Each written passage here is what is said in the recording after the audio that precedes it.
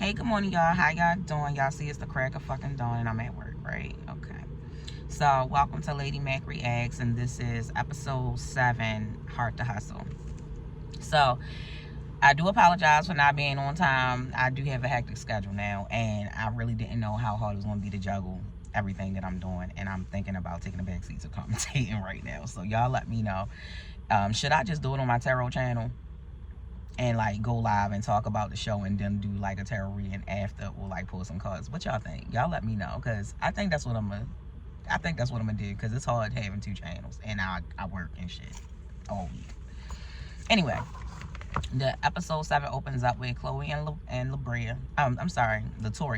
Chloe and Latoria, and they're throwing Latoria a sweet 16, which is so fucking cute. Like, I absolutely love this idea. So she's giving herself a sweet 16 for the business that she's been in for 16 years or whatever. And she's actually preparing to leave that business. Now, the setup and the place is like so fucking nice and gorgeous. Like, it turned out absolutely beautiful. It was a casino theme or something. I think a Vegas theme. She brought in Lil Flip, which was cool. I haven't seen Lil Flip in I don't know how long, so it was nice to see Lil Flip and him introduce him to Nico and encourage Nico for his rap career. And I hope that Nico soars in that, but I also feel like it's very important for him to have a fallback plan.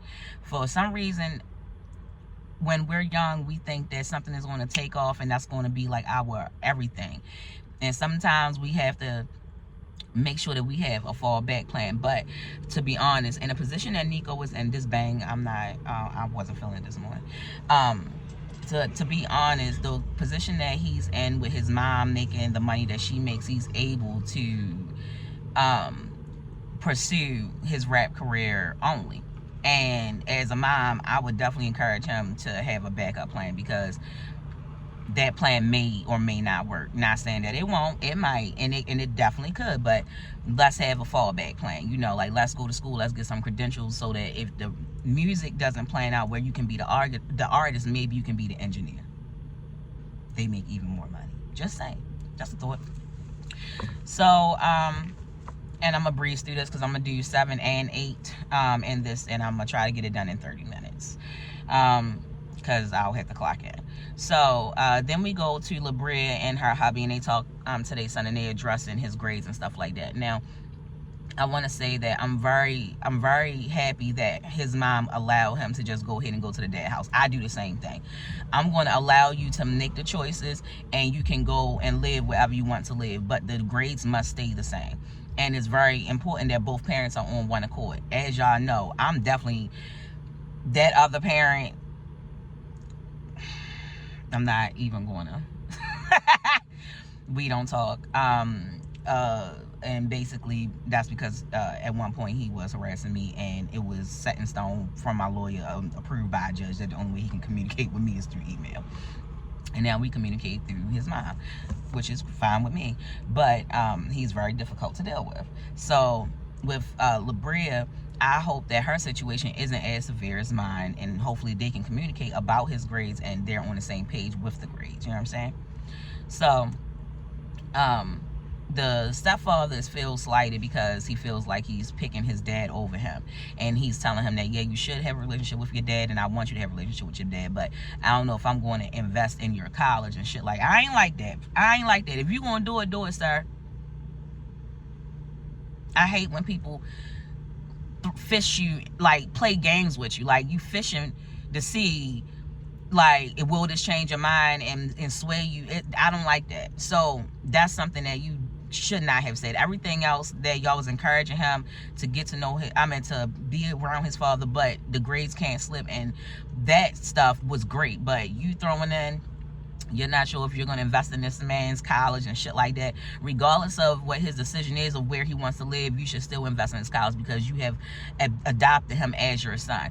And the way that you're feeling, I know that you feel slighted, and I know that you feel hurt. I get it. But at the same time, that's what it is to be a step parent. You have to be okay with that child choosing their dad, and you still investing in them, because you chose this. You signed up for this. You married his mom. So you technically are supposed to invest in him because you married his mom. Now, if he doesn't agree with that, then we got a bigger problem, LaBria. The fuck? Now, we're gonna go all the way down to okay, so the son felt like he can't do anything right, and his mom was always complaining. The thing is that your mom is not complaining, son. We want you to be the best that you can be at all times. And yeah, we be having our foot on y'all neck because we want y'all to be great at what you're doing. We want your grades to stay up, and you can't blame her for that. If you are graceful enough to be a parent, you will understand when you get there. I understand what it feels like as a kid, not feeling like you're enough or you're not doing enough. My thing is this: have that conversation with your mom one-on-one and say, Mom, I'm feeling like I'm not doing enough or I'm not good enough in your eyes, and I'm doing the best that I can. And then you go from there. Y'all can figure it out from there, which that's the conclusion that we came to, which I thought was absolutely beautiful. Outside of the stepfather saying that he wasn't going to invest in a motherfucker like that, I didn't like, but the overall conversation was beautiful. Now, yesterday, okay. And now we go to Chloe, Latoria, and Ro. And they go out to eat. And Latoria had to let Chloe know that grandpop is not for her. That's not going to work. And I said, how yeah, it's definitely not going to work. And then Ro chimes in and let us know that her victory is that she finally quit her job so that she can pursue something else and spend more time with her daughter, which I fucking love. I love that for her. Just drop that guy so that you can drop the zero so you can get a hero role. That's what we deserve, okay? We deserve heroes. We deserve that. Sorry, y'all, I got bleach on my hoodie. Y'all know it's my work hoodie. I can't find my other hoodie that said blessed on it. I cannot find my hoodie with my prayer hands on it, y'all. That shit wild. And I'm still mad I can't find it. I'm still looking for it. I pray it come up. If it don't, I'm gonna make hoodies like that on my website when I bring it back out. Yeah, on the Mac and Dow Unfiltered channel. Don't forget it. Make sure you like, share, and subscribe. Okay. So Ro was telling us like how much they didn't appreciate and value her at her job, and I definitely know what that feels like, to be at a job and you've been there for some time and you feel like your presence is not appreciated, they're not listening to you. And to be honest, it's just like you in a relationship with a person. You're gonna keep telling the person in a relationship, this is what you want, this is what you need, and as long as you stay and keep taking it, they gonna feel like, bitch, I don't gotta feed you, I don't have to give you anything than what I'm giving you because this is what you're selling it for. And Rose said, bitch, not today. I'm out this motherfucker. And I know that they said as fuck that they lost her as an employee. And my thing is that also places don't value their employees because they have someone that'll do the job for less and not complain about it. And they feel like you just, you are replaceable. That is also a problem. That's why a lot of places don't have quality service, because they don't give a fuck about the good people that they did have working for them for so long, and then they up and left, and now you got motherfuckers that's not giving a fuck, treating your customers like shit. That's what's going to wind up happening, because you don't invest in people like Ro. You don't hear them out and take them serious about the things that they also want for themselves. And Ro, I feel so sorry that they did that, but they want to fucking regret it. Trust and believe me, bitch. When an employee is not treated right and they get up and leave and they go do something greater, you're going to wish that you was a part of the process, bitch. I promise you that. T. So, good luck on that. Okay, so we then move forward to LaBrea, and LaBrea invites everybody to the winery, which is absolutely cute. I like her trips that she be planning. Like, they be sophisticated and cute. So, girl, Elena come and does the glam. She is like a fucking train wreck right now. The most beautiful train wreck I've ever seen, because she's absolutely gorgeous. Her makeup skills are absolutely flawless. And I really love how she does the makeup. Like, it don't even look like the bitch have anything on. Like, it look like natural beauty, and I love that. However, Elena comes and does the glam for everybody, right? For the Sweet 16 thing and everything. And I love the fact that Latoria has like 2 or 3 different changes within her situation at the Sweet 16. That was tea. She was crying, and it was a beautiful moment for her. And congratulations to Latoria. I'm starting to like her, guys. I'm starting to like Latoria and all the things that she's doing and the risks that she's taking and the discernment that she and Ro is definitely using for their better good. Like, I'm in love with new ideas and taking a new path and incorporating those things later on. We never know. She may come up with a company that she can service all of these things under one house. You understand? So,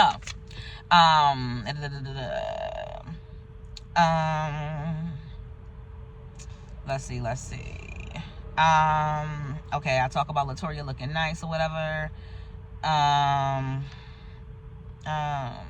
She makes a speech, and I just talked about that.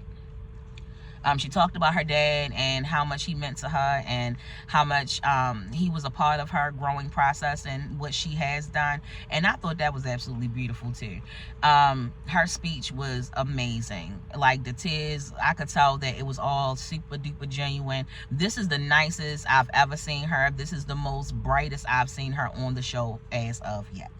Which I wish it wasn't down to the last 2 episodes for you to show that you do care. I still feel like you owe Maureen a fucking apology for how you did treat her. So hopefully when you watch the episodes back, Latoya, you see that you weren't that fucking nice to her and kept calling her cutie. And then when she tried to let you know, hey, I don't like when you're saying this, can you please not do this? And instead of respecting her space and apologizing and moving forward, you retracted and was like, I just won't joke with you then. Bitch, grow up. I hope and pray that when you watch it back, you make that correction. But outside of that, you cool.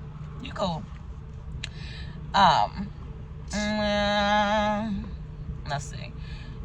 Because like I said, I'm breezing through. I talked about Ro taking that leap of faith. Oh, guys. Okay, let's talk about Maureen LeBray and Elena, and they meet up and they talk about the girls' trip that they're going to take to the winery. Elena never been on a girls' trip, which was weird as fuck to me to even find out. Because how the fuck you get to your 40s and never had a girls' trip, bitch? Is you crazy? Because that nigga had a lot of nigga trips and a lot of bitch trips. A lot of single trips with a bitch. I'm sure of it. And can I just go back to the comment that you made about Chloe could never pull a man like Josh? Girl, who the fuck want a man like Josh? I think he DL, respectfully, allegedly. I'm just saying, that's my opinion. I feel like he hiding something a little bit more than him fucking up the money, but I damn sure would have left. Y'all know why I left my relationship. If you don't know, go to the Patreon on my Mac and Dow channel. It is definitely there. The link for Patreon is there, and you will know everything about my divorce from the beginning to the very fucking end. I was recording diaries and all types of shit. Yeah, before I even got on YouTube, I was recording diaries and all that. So I put them all up on my Patreon. And at first, it was on this what I call the safe corner, which was this channel, and I changed this channel to the commentating channel, and I put my personal life on Patreon. All right, so. Anyway, I don't know how the fuck you got through all your 40s and you I guess my car said, bitch, this is it for the light. So we in it talk a little bit. Damn, I can't see. I didn't even know I ain't back on. I don't want to turn my car on though. All right, y'all. Sorry, I'm gonna have to struggle and read this. Let me put it in the light right here, Caroline.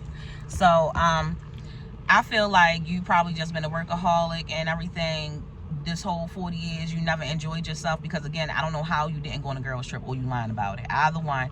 I ain't got time for you, Elena. It's like you ain't never grow up from being 16.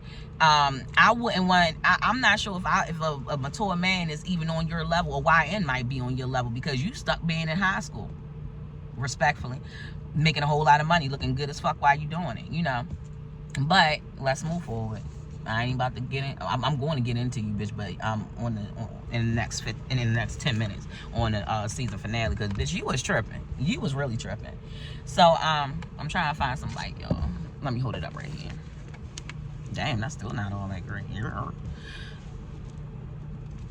So we go to Elena.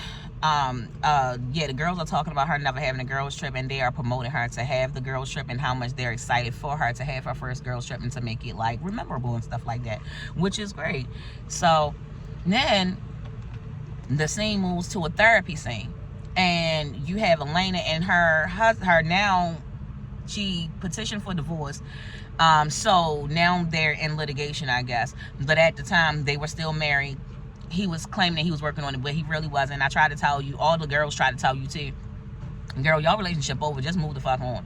But I don't know why you want him. You look like you have outgrown him. size-wise and financial-wise, mentally, intellectually, and all that. But as far as the female woman, you need some other women like these women to help you mold yourself into a grown-ass woman. Because again, you're not grown in a sense of, oh shit. you're not grown in a sense of having fun. You feel me? The business side of you is great. I love that for you. The clientele is beautiful for you. I love that for you. But girl, can we mature female wise? Like, you throwing jabs, we gonna get there. Let me hurry up because clearly I want to get there. So we found out that this motherfucker don't take no accountability, for real. He fucked up the church's money. He spent hundreds of, I think that he probably spent over $500,000 on of her money. That's what I think. And that really does hurt when someone steals from you and y'all are together. And I definitely went through that in my marriage. When I fucking tell you, I could not believe what the fuck this nigga did. I sympathize and empathize with the hurt that she was going through, because bitch, really, are you fucking serious? And you got the nerve to cheat on me too, bitch? Are you dumb? You really fucking dumb. And sometimes you can't allow someone to have full access to your funds. I don't care who, like, how married you are, how long y'all been together, none of that shit. Sometimes they still need, you still need to review. You try to allow him to be a man, girl, it ain't work. He was a little boy with a endless bank account and provided by you. You took care of him like a YN. You are Chloe. You've been Chloe since you was in high school, because this is not a new pattern for him. This is how y'all started out. So I pray that you really and truly get through that hurt, because girl, I'm so sorry. I really am. Now we want to move on to the season finale, episode 8. Bitch. Because this therapy session was just to be continued, okay? Yeah, I got pages. So we continue in the therapy session with Josh and Elena. With Josh had lost hella Elena money, and I would be fucking furious as much as she is over the whole thing. But my thing also is that he wasn't forthcoming in the therapy session. Like, she had to let him know, like, bitch, this is what you did. Don't fucking play with me. And Elena, you got too much patience when it comes to this nigga. Way too much. So, like I said, you got patience like a mother to a child for this nigga. And that's why y'all don't need to be together. Y'all not on the same level. He will never be on your level. He will always fuck up the church's money. He'll always cheat. And like I said, I think he did. Girl, you should have made that comment about Chloe couldn't pull a man like Josh. Girl, nobody wants nobody like Josh. Someone that steals from you, cheats on you, and fucks on you, okay? And ain't rubbing ankles with you. Don't want to make it work with you, but still living in your house using your fucking money, bitch. Like, who wants to be a doormat? Because that's what you were for the past 20 years. And I pray that never finds you again. I pray that you care enough about yourself to never allow that from any person ever again, okay? I'm rooting for you. I'm rooting for you! We're all rooting for you, my Tyra voice. Girl, top model. I ain't about to waste no more time with him. Leave his ass alone. He broke. Look, I wrote, he hella broke. You can't fucking trust him. He fucked around. He fucked up the church's money. Girl, fuck him. Leave him. Girl, you deserve that. So, then we go to La Brea. Is it La Brea? Yeah. We go to La Brea, and she's at the Napa House, which is absolutely beautiful. I absolutely love the Napa House. Shit, I wanted to fucking go, bitch. Why you ain't take me? Elaine is a little off, and everyone notices it. And girl, I cannot stand when you are off, because when you are hurting, you want everyone else to hurt, and I don't like that about you. And I feel like misery loves company, and that's what you have developed in that relationship. Again, I don't think you know who you are on the inside, so I need you to find out who that beautiful woman is on the inside parts. In my beloved voice, in the inside parts. Girl, figure it out. Because you bringing that stink ass, you first of all, put some hair on your head, bitch. I'm tired of you walking around with a sad ass face and your bald ass head and your masculine ass shoulders. I am tired of it. Please put some hair on your head. You look better with hair. You're beautiful regardless. Without the hair, you don't need the hair. But I need for you to put the hair on, bitch, because you just give me one of them girls in the projects that ain't got no hair, that got a wide back, that's always wanting to fight everybody because you mad. That's the energy that you came to Napa with, bitch. And I'm gonna need for you to get rid of it. This your first girls trip, act like it. Bitch, get excited. And I'm sorry that you're going through this, but if you was going to bring the church, if you was going to bring the energy down, you should have stayed the fuck home with your miserable ass husband. That's all I'm saying. Now, LaBrea finally gives us something real, which I love. She starts talking about like her faith and her business and how she came up and how the struggle was real and how she made it. And I love that. Like, LaBrea, I've been waiting for your glass face to have some type of reaction. This whole shit, like with Latoya, you took the whole season to open up. You opened up on 7 and 8, just like Latoya, and I did not like that. Like, I was happy that I finally saw a realness in y'all, because I wasn't seeing it, and I like real bitches. So y'all glad that y'all made my cut before the fucking season was up. I ain't even gonna lie, because I wasn't sure if I was gonna watch next season if Ro wasn't there. Just saying, just being real. So I love the fact that she talked about how she left cosmetology and she went into makeup, and how some people was discouraging her from doing that, and she took a leap of faith. And like I said, that is that discernment that God gives you. And some people follow it and some people don't.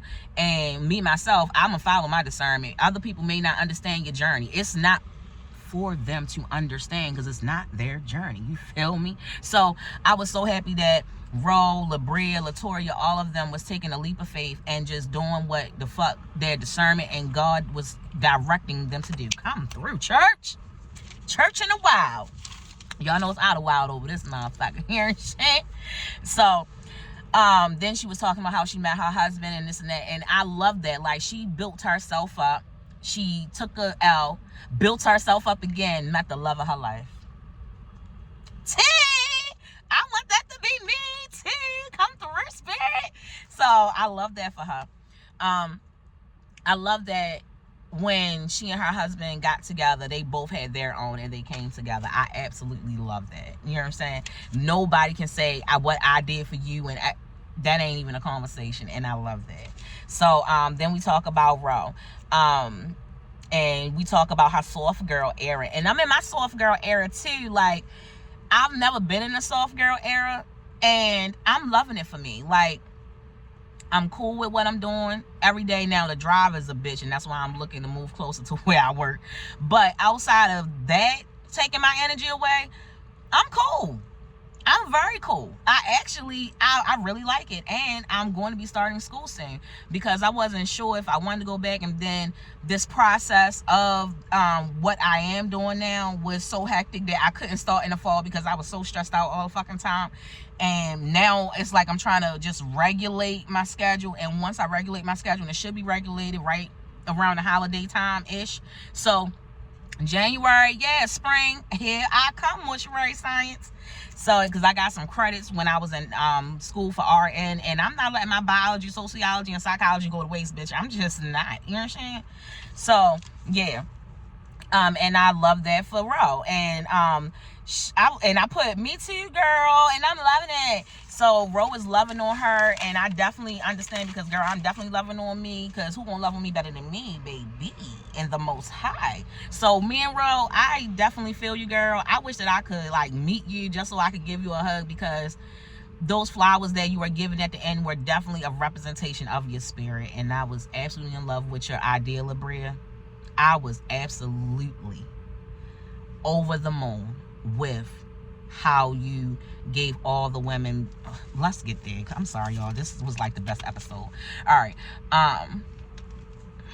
right, so before we get to the beautiful parts, let's go to dinner, because we had dinner outside, girl. It's a beautiful dinner that LaBrea has got us all set up for outside or whatever. Girl, the scenery is nice. LaBrea, invite me next time, please, and thank you. Ro, let her know. Baltimore is coming through. But my issue is that Elena kept coming for Maureen. Now, mind you, Maureen has been there for Elena every fucking episode outside of episode 1. Episode 1, she was taking up for LaBrea. She was taking up for Elena and everything. The second episode, she pep talking her. They having their one-on-ones. Like, y'all had that one-on-one almost every episode, damn near. I would think that you was closest to Maureen. So when Maureen gave you something that was real, your friend told you some real shit, bitch, you got mad, and I can't handle that. My thing is this: if we're friends, you can't be the only one always expressing yourself. You can't be the only one always having an issue, and then when I'm wanting to talk about my issue, it's always I'm gonna call you back, or you not entertained, or you don't feel like it's that serious. That's not a friendship. That is a dictatorship. That is a one-way motherfucking friendship, bitch. I don't like those, Elena. You are not a good friend. You need to work on how you are friend to people.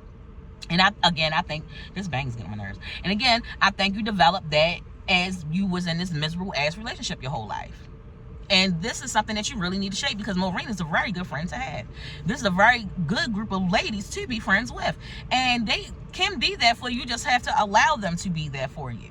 And I don't know why you came for Maureen head so hard, because she's definitely been there for you. She talked to you off the ledge. She told you what you could do, what you couldn't do. She was going through stuff. You didn't even check on her. And because you are mad with your husband and you're mad that you're in this space, you're literally giving her your ass a kiss. And that's not cool, bitch. I wanted to slap you. I wanted to real bad. Them curls, them little teeny ass curls, I wanted to knock them straight, bitch. I was so upset. I could not believe you treated her like that. And you came back with this bullshit ass apology, and then the way you was talking to her, moving your neck and shit, looking down at her. Bitch, who the fuck you think you are? Who the fuck do you think you are? Girl, you ain't, bring it down. See, my thing is this. When people in their misery and they can look at you like this and talk to you like that, they really don't fuck with you. And you just found out, Maureen. You better know it. See, I had to fuck around and find out when it happened to me. But when I saw her do that, I said, as much as you have been there for her and listened to her, and she got the nerve to talk down on you and look at you in disgust, like, no, you didn't, yeah. And then she kept cutting you off, bitch, I think I would, depending on how much love for her, I would have lost it. I ain't gonna lie. I'm not gonna lie. If I had a whole lot of love for her, I would give her a hug and be like, girl, bye. Because I can't fuck with that energy, because I didn't do anything wrong. The fuck? If I was Maureen, she wouldn't have to worry about me no more. I'm telling you that for goddamn sure. Now, Elena, everybody tells Elena, you know, you've been a bitch. And everybody been telling her this whole season. You've been giving us this stank ass energy because you're going through what you're going through. Your misery loves company again. And when you come around, you do bring a dark cloud. And I would agree with that. Now, you don't like the word dark cloud because you know that it's true. That's why you don't like it. You do. You bring a very negative, this bang is really pissing me off. You bring a very negative energy to the group. You come and you put that face on for us the first episode, and it still showed through that. That's how I know that you're not a pleasant person to work with. You're not a pleasant friend. You're not a pleasant friend to be friends with. You put on so much that you get mad at other people because you gotta put on. So you give them short, snarky answers. You really need to work on yourself, because you have developed this because you were miserable the whole 20 years that you were with him. You wasted 20 years, and it ain't nobody's fault except yours. And you need to stop coming at other motherfuckers because of that. Now, she gives Maureen this backhanded apology, and again, I feel like you keep wearing the same clothes, bitch. One shoulder straps or some shit. Like, girl, it's getting on my goddamn nerves. I'm not gonna lie. So, please stop it. I didn't like the backhanded apology that you gave her. I didn't think that it was genuine at all. I hope and pray that Maureen just took it with a grain of salt and just accepted it and moved forward as far as not fucking with you as much as she was fucking with you before. Because I know that's what I would do. It don't take a whole lot for me not to fuck with somebody. All you got to do is show me 1, 2, 3 times, and honestly, I don't be saying it the first 2 and 3 times. The first 2, 1, 2 times, but the third time, when it really comes through, bitch, I'll see it, and then I'll be like, toodles, because I don't deserve this. Not at all, bitch. And Maureen, you definitely don't deserve that. I would definitely put stipulations on our conversation. She wouldn't be able to call me all the time. She wouldn't be able to. I probably wouldn't even fuck with her like that, to be honest, because I don't want to be around somebody that I tried talking to, and even after talking to you about the advice that I'm giving you, now you off into the sunset, and I haven't even had time to digress how I'm feeling about anything. Like, what the fuck? She's a user just like her husband. But again, I think she has developed this. I don't think this is who she is deep down inside. So now let's move on to the flowers. Good, we on 30 minutes. Now let's move on to the flowers.